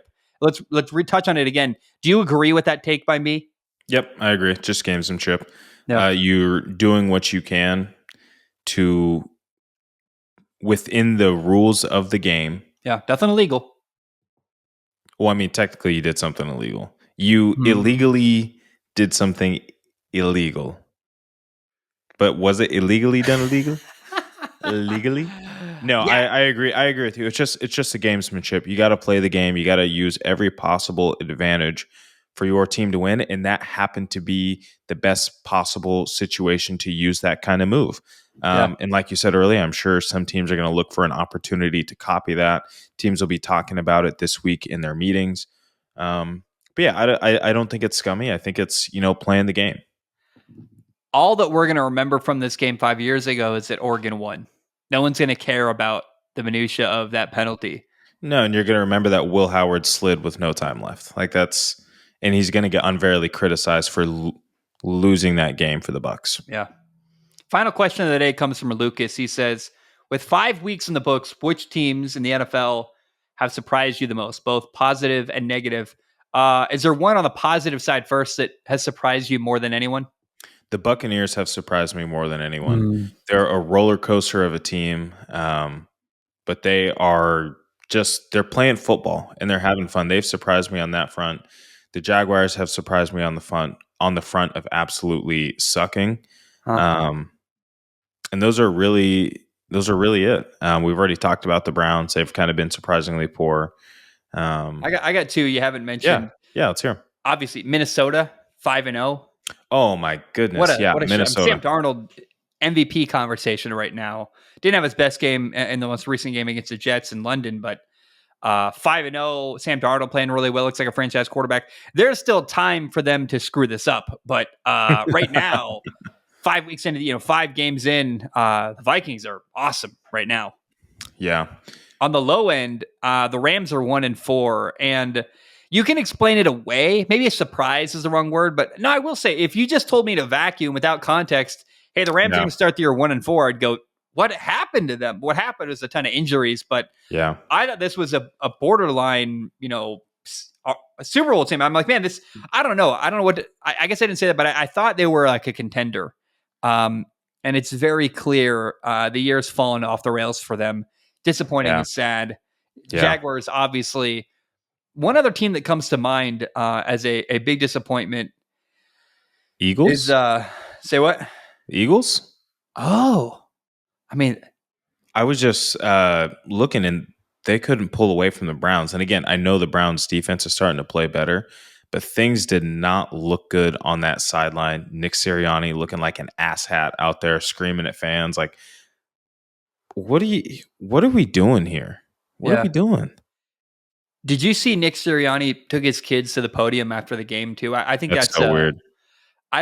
Knowing you're going to get like really difficult questions, I think it's kind of a crappy move. Like, what you so bring Nick, are you going to get fired this week? And his 3 kids are right there. It's like, I know what you're doing, and it's weird. It's a weird look. I don't like that at all. You bring your kids up there after you've had a crazy emotional game, and they're like, you know what? Like, I just want my family with me. You know what I mean? Like, LeBron or Steph, like they score 30 and like they're sitting there and they're holding their kid in the press conference. Like that's when you do it, when you're celebrating and the moment is so emotional that you just want to be with your people.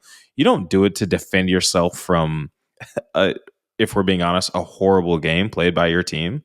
Like that's not what you do. Like Saquon Barkley, only 47 yards rushing. That's a problem. Jalen Hurts actually didn't turn the ball over, so that was somewhat impressive. But man, with a reeling Browns team, you needed to find a way to make that win look more quality, especially coming off a bye.